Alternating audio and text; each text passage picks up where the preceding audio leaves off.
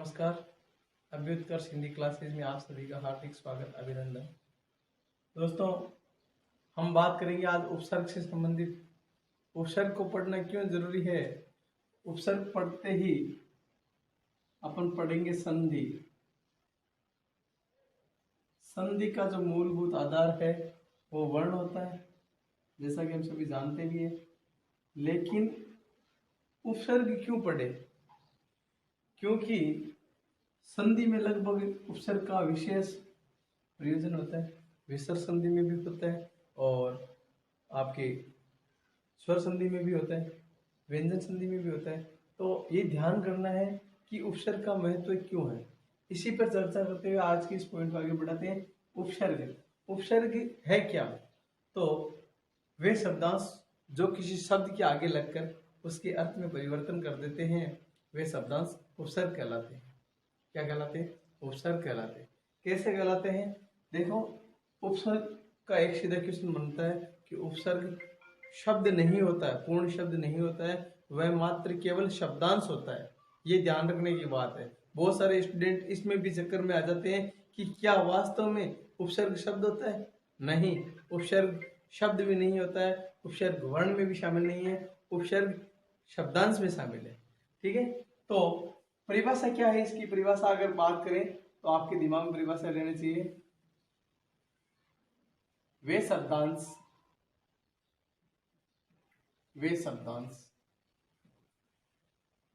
जो किसी शब्द के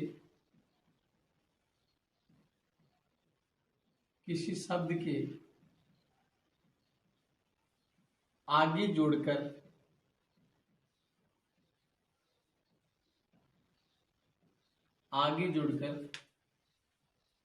उसके अर्थ में परिवर्तन कर देते हैं या परिवर्तन ला देते हैं।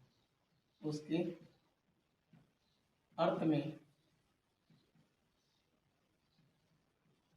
परिवर्तन कर देते हैं,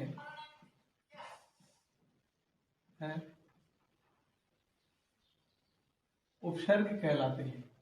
वे शब्दांश जो किसी शब्द के आगे जोड़ करके उसके अर्थ में परिवर्तन कर देते हैं, उपसर्ग कहलाते हैं। अच्छा, जो आगे जोड़ते हैं वो उपसर्ग कहलाते हैं, तो पीछे जोड़ने वाले क्या कहलाएंगे? प्रत्यय कहलाएंगे। ठीक है, ये भी आपको ध्यान रखना है। अब कैसे परिवर्तन होता है? अपन एक ही शब्द में बहुत सारे उपसर्ग लगा करके देखेंगे। जैसे कि एक शब्द है हार। क्या शब्द है? हार। इस हार शब्द के साथ में अपन क्या करेंगे? अलग अलग उपसर्ग लगाएंगे, शब्दांश लगाएंगे और इसका अर्थ जानेंगे, क्या अर्थ बनता है। देखें, हार मूल शब्द है, इसके साथ में आ लगाया और हार एक शब्द बना। क्या बनेगा?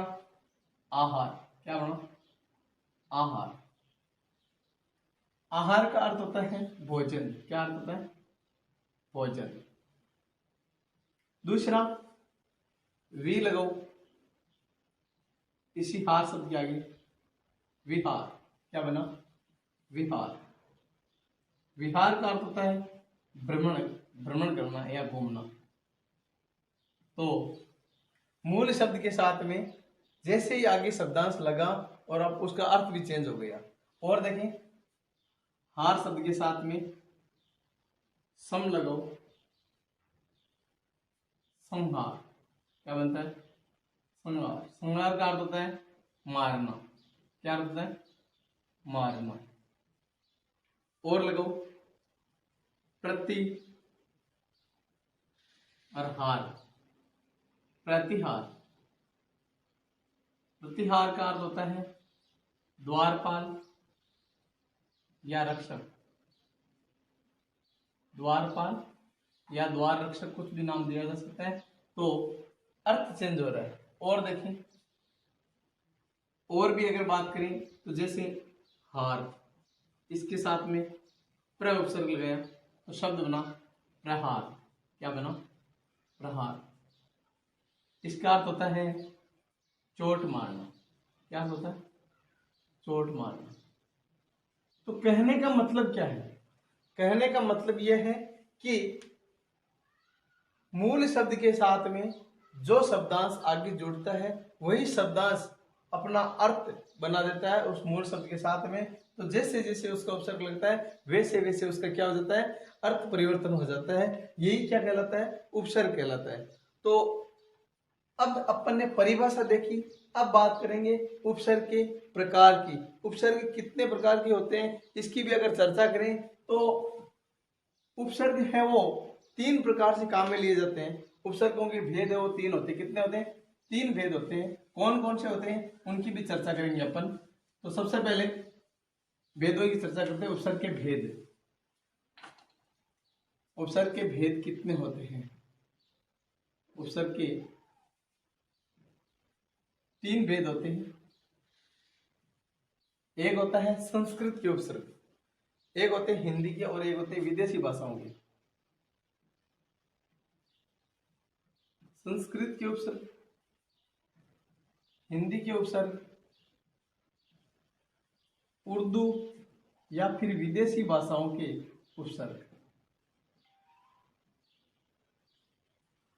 हर प्रकार से उपसर्गों का प्रयोग अपन पढ़ेंगे। तो ये भेद, कितने भेद हो सकते हैं उपसर्ग के, पहली बात ये ध्यान में रखनी है कि अगर भेदों की बात करें तो 3 प्रकार के उपसर्ग काम में लिए जाते हैं, ये आपको ध्यान रखना है। तो सबसे पहले अपन बात करेंगे संस्कृत के उपसर्ग।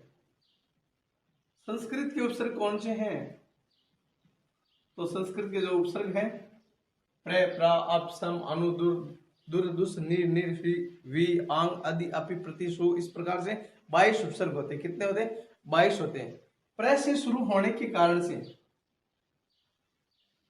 शुरुआती उपसर्ग प्र होने के कारण से उपसर्गों को प्रादेय भी कहा जाता है। क्या कहा जाता है, प्र आदेय। आदेय यानी शुरुआती, प्र आदि, प्र से शुरुआत होने वाले क्या कहलाते हैं, प्रादेय। तो संस्कृत के जो भी उपसर्ग हैं या अपन ऐसा भी कह सकते हैं कि सारे के सारे उपसर्ग क्या कहलाते हैं, कि प्रादेय भी कहे जा सकते हैं।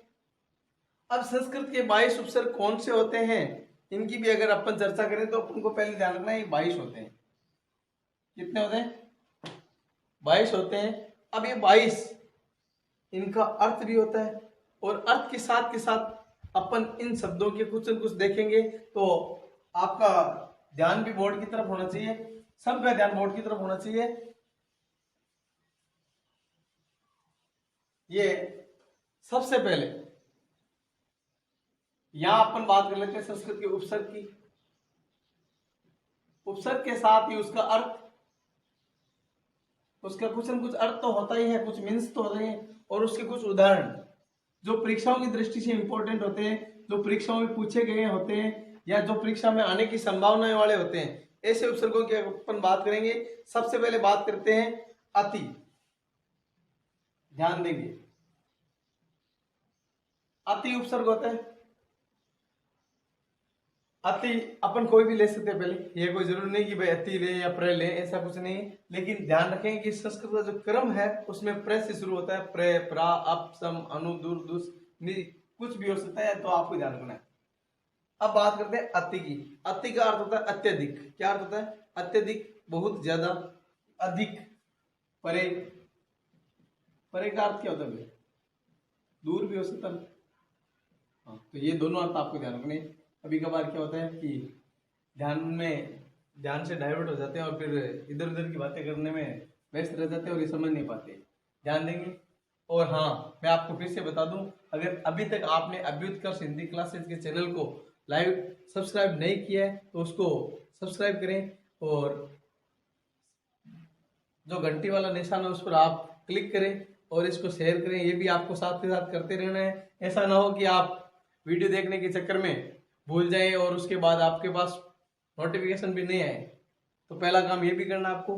हाँ, वापस देखें ध्यान से कि अति उपसर्ग, अति का अर्थ अत्यधिक, अति अधिक, बहुत ज्यादा। तो सबसे पहले यही ले लेते हैं, अत्यधिक। परीक्षा में ध्यान रखें, यण संधि के उदाहरण जो उपसर्ग के रूप में पूछे जाते हैं उनका विशेष ध्यान रखना होता है, क्योंकि नॉर्मल तो सब कर देते हैं। जैसे मैं बात करूं अति स्नेह है, तो कोई भी कह देगा कि इसमें अति उपसर्ग है, लेकिन ऐसे उदाहरण जो किसी संधि को विशेष करके ध्यान में होते हैं, तो ऐसे उदाहरण आपको ध्यान रखने। जैसे अत्युत्तम, अत्युत्तम। ये होता कैसे है तो एक बार ध्यान रखना है, अति धन उत्तम। उत्तम मूल शब्द है और अति क्या है, उपसर्ग के रूप में प्रयुक्त हुआ है। ये आपको अत्यधिक में भी आप नोटिस कर सकते हैं, अति धन अधिक। अच्छा, और क्या हो सकता है, और भी उदाहरण तो काफी होते हैं। जैसे एक शब्द होता है अतीन्द्रिय, अतीन्द्रिय। ऐसा जब शब्द आता है तब दिक्कत हो जाती है। फिर इसमें क्वेश्चन इस प्रकार का क्वेश्चन ऐसा दिया जाता है, फिर इसके ऑप्शन भी कुछ ऐसे होते हैं। इसमें उपसर्ग है ए, अति, बे में ए, से में अति और दे में अत। अगर ऐसा आ जाए तो फिर दिक्कत हो जाती है। ध्यान रहे आपको ऐसी स्थिति में ये ध्यान रखना है, अति जब उपसर्ग होता है उसका ति क्या होता है, छोटा होता है, ह्रस्व होता है, ऐसा भी ध्यान रखना है। ठीक है। और आगे की बात करते हैं नेक्स्ट उपसर्ग की। नेक्स्ट उपसर्ग की बात करेंगे तो अपन अति के बाद में अपन ले लेते हैं अधि। अधि उपसर्ग सबसे ज्यादा क्वेश्चन तुझसे जाना होगा उपसर्ग। अधि, प्रति, परि, ऐसे कुछ हैं जिनसे सबसे ज्यादा एक नी, एक दू, 6-7 उपसर्ग हैं, इनके सबसे ज्यादा पूछे जाते हैं, तो आपको ध्यान रखना है। तो अधि का अर्थ होता है प्रधान। क्या अर्थ होता है, प्रधान, सामने। ठीक है, ऐसे अर्थ हो सकते हैं, आपको ध्यान रखना है। अब उदाहरण भी यन संधि को ध्यान में रखते हुए अपन बात करेंगे। उदाहरण अध्यक्ष, और ये शब्द पता नहीं कितनी परीक्षाओं में पूछा जा चुका है। इस शब्द में पूछते क्या है, इस शब्द में पूछते हैं कि इस शब्द में मूल शब्द कौन सा है। तो मूल शब्द क्या है, देखिए आप अब की बार बात करेंगे अपन मूल शब्द की। मूल शब्द क्या है, दक्ष, यक्ष, क्षय, अक्षी, अक्ष। इस प्रकार से इसकी मूल शब्द आते हैं। अब पता करना है कि इसका उत्तर क्या होगा। बहुत सारे स्टूडेंट यही कंफ्यूज हो जाते हैं कि अध्यक्ष हैं तो सामने तो अपने को यक्ष दिखाई दे रहा है, लगभग तो यही हो जाते हैं। बच्चे कुछ होते हैं जो थोड़े बहुत पढ़े लिखे होते हैं, वो अक्ष तक पहुंच जाते हैं, लेकिन ये दोनों ही गलत है। और वैसे देश तो गलत होना ही है, क्योंकि संस्कृत का कोई उपसर्ग ही नहीं है। हाँ, हो सकता है हिंदी का हो, लेकिन उसके सामने अर्थ भी तो बनना चाहिए। तो अब क्या करना है, अब इसका अक्षी सही है। क्यों सही है, क्योंकि अक्षी और रात्र शब्द के बाद में, अक्षी और रात्र शब्द से पहले अगर कोई उपसर्ग लगा हुआ हो तो ऐसी स्थिति में जब उनको जोड़ते हैं तो उनका अक्षी का अक्ष हो जाता है और रात्रि का रात्र हो जाता है। ऐसा विधान होता है, ये भी आपको ध्यान रखना है। तो ऐसे क्वेश्चन जो परीक्षाओं की दृष्टि से इंपॉर्टेंट होते हैं उनकी चर्चा करते हैं। अध्यक्ष के बाद में और अगर बात करें तो और भी तो शब्द हो सकते हैं। और क्या होता है, कई बार तो 2-2, 3-3 साथ में पूछते हैं। जैसे एक शब्द पूछा था एक बार परीक्षाओं में, उपाध्यक्ष शब्द में कौन कौन से उपसर्ग हैं। तो आपको मैं डायरेक्ट बता दूं, एक तो उप है और एक अधि है। उप और अधि दोनों उपसर्ग है इसमें। ऐसा क्वेश्चन आता है, ध्यान रखें। ठीक है, आगे बढ़ते हैं। और अध्यक्ष के बाद में जैसे अधिकार, पता चल गया। अधिनियम, अधिवास,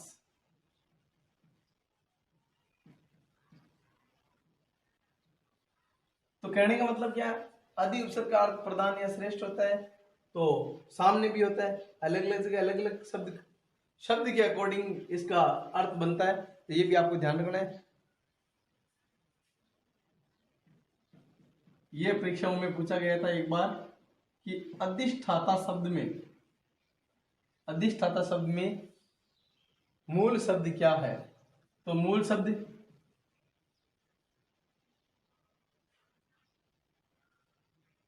पहला ऑप्शन ये, दूसरा ये, तीसरा ये, और चौथा ये। कि अधिष्ठाता शब्द में मूल शब्द क्या है। तो ध्यान देंगे जब अपन पढ़ेंगे संधि तो उस टाइम विशेष ध्यान रखना कि इसका होता है अधिष्ठाता का। इसके बाद में ये थे का कब बनता है वो भी मैं आपको संधि में आगे बता दूंगा, ठीक है। तो ऐसा ध्यान रखें। और आगे बात करते हैं अधि के बाद में। तो अधि के बाद में अगर बात करें तो अनु का अर्थ पीछे होता है, ध्यान रखें। और एक अर्थ इसका ये भी होता है सादृश्य, समान, ध्यान रखना है। अब देखो अन्वय, अनु धन अय अन्वय, ठीक है। अन्वेक्षण,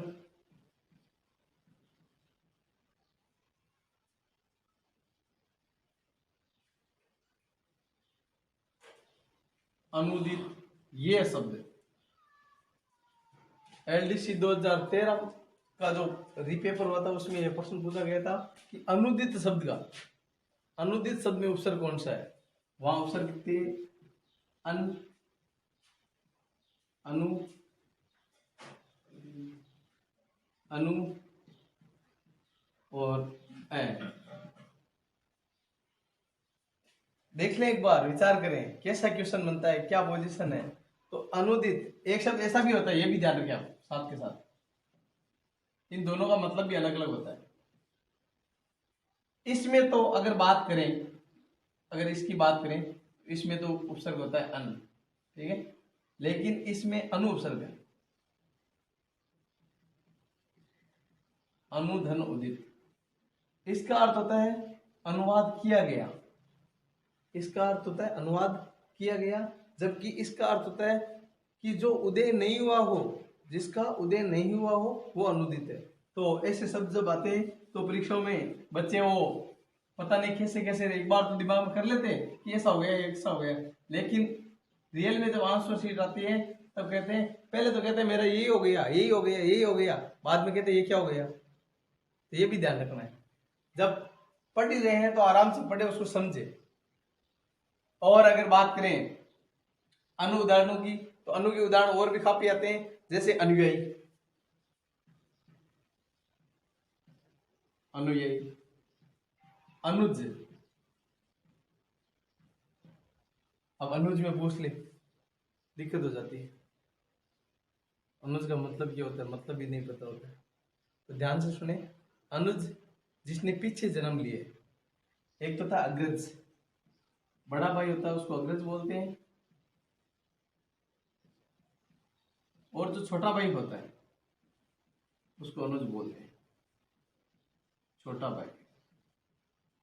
ये ध्यान रखें। तो अनु, जय का अर्थ होता है उत्पन्न होना, पैदा होना। तो अनुज जो बाद में पैदा होता है, और अग्रज जो आगे पैदा होता है, जो सबसे पहले पैदा होता है, उसको अग्रज बोलते हैं। तो ये ध्यान रखना। अनुज शब्द में अनुपसर्ग है, न कि ए, न कि अन, न कि बड़ा, इस प्रकार से ऐसा भी कुछ नहीं है, ये भी ध्यान रखें ना। कई बार स्टूडेंट ज्यादा होशियारी के चक्कर में ऐसा कुछ बता देते हैं। अनुकरण, अनुग्रह, ठीक है। आगे बढ़ते हैं और उपसर्ग पढ़ते हैं। वी उपसर्ग का प्रयोग कहां कहां होता है। वी उपसर्ग का प्रयोग कहां कहां होता है, विशेष परिस्थितियों में होता है एक तो, और कहां होता है तो जैसे और भी होता है। तो एक दो उदाहरण जैसे जैसे आएंगे उनके अनुसार अपन अर्थ बनाएंगे। तो एक शब्द होता है, मैं आपको पहले यहां समझा दूं, विदन आयाम, वेदन आयाम क्या बनेगा? व्यायाम। जब आधा अक्षर आ रहा हो और वहां पूछा जा रहा हो तो थोड़ा ध्यान रखना, संधि का मामला होता है वहां पे। व्यायाम, व्यवस्था, विदेश, विचार, विकार, इस प्रकार से ये भी आपको ध्यान रखना है कि किस प्रकार के उदाहरण आते हैं परीक्षाओं में। जो परीक्षाओं में उदाहरण आते हैं उन्हीं की विशेष अपन चर्चा कर रहे हैं, तो आपका पूरा का पूरा कॉन्स्टिट्यूशन इसी पे होना चाहिए, ठीक है। अब एक बार जितने किए हैं सबको देखें एक बार।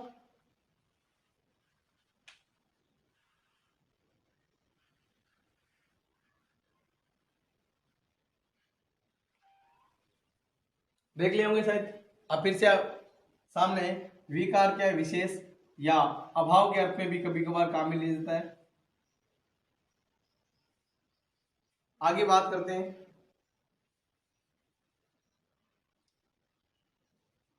प्रत्यय उपसर्ग की। प्रत्यय उपसर्ग के भी उदाहरण परीक्षा में पूछे जाते हैं, जैसे प्रति का अर्थ होता है की ओर, आगे, इस प्रकार से इसका अर्थ होता है प्रत्येक, मतलब हर। जैसे प्रत्येक, प्रत्येक शब्द में कौन सा उपसर्ग है? तो उपसर्ग प्रति धन एक, प्रत्येक, ठीक है। प्रतिपल, प्रतिदिन, प्रत्युत्तर, ये परीक्षाओं में पूछा जा चुका है, इसको विशेष नोटिस करें आप। प्रत्युत्तर, प्रति धन उत्तर, प्रत्युत्तर, ठीक है। और आगे बात करते हैं तो प्रतीक्षा, प्रति धन इच्छा, इसका इस प्रकार से होगा प्रति धन इच्छा, प्रतीक्षा, ठीक है।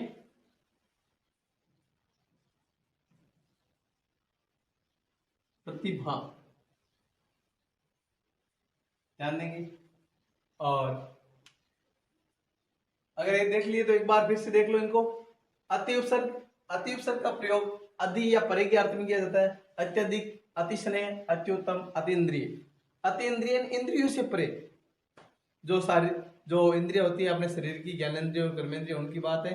तो इंद्रियों से भी जो बाहर की बात हो उसको अतीन्द्रिय बोला जाता है, ध्यान रखें। अधि उपसर्ग का प्रयोग प्रधान या सामने के अर्थ में किया जाता है। अध्यक्ष, जो आंखों के सामने हो। अधिकार, अधिनियम, अधिवास, अधिष्ठाता। अधिष्ठाता शब्द को विशेष अंडरलाइन कर लें, यह परीक्षाओं में पूछे जाने की संभावना। एक अध्यक्ष को कर लें। और अनुपसर्ग का प्रयोग पीछे या सादृश्य के अर्थ में किया जाता है। अनवय बहुत बार पूछे जा चुके हैं। अन्वेक्षण, अनुदित,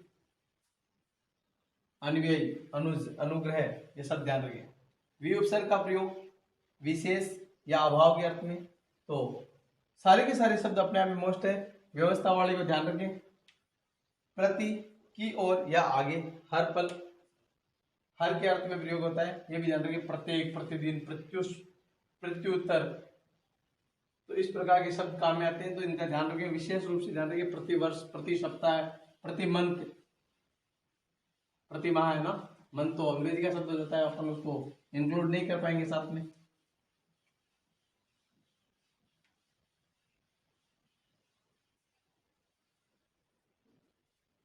तो फ्रेंड्स, आज अपन ने बात की है 5 उपसर्गों की, और 5 उपसर्ग में अपन ने यही जाना है कि इन 5 का प्रयोग कैसे होता है, और इसके उदाहरण जो आए हैं वो परीक्षाओं में एकदम आपको पावरफुल बनाएंगे, ऐसा मेरा विश्वास है। क्योंकि आज तक के जो जितने भी पेपर है, सब पेपर्स का अगर निष्कर्ष निकाला जाए तो मैंने खुद ने देखा है, इनको स्टडी किया है इनकी, कि इसमें क्या है, किस प्रकार के क्वेश्चन आते हैं। बहुत सारे, कम से कम 10 या 12-13 वर्षों के पेपर मैंने हैंडल किए, और पेपर हैंडल करने के बाद मैं आपको बता रहा हूँ कि यही प्रश्न, इसी प्रकार के प्रश्न घूम घूम के आ रहे हैं, और जो नए ट्रेंड के क्वेश्चन आ रहे हैं वो मैं आपको साथ के साथ करवा रहा हूँ। तो आपको अब करना है, अभ्युत्कर्ष चैनल को सब्सक्राइब करें, लाइक करें, शेयर करें, कमेंट करें। ओके फ्रेंड्स, मिलेंगे नेक्स्ट टाइम, तब तक के लिए गुड बाय।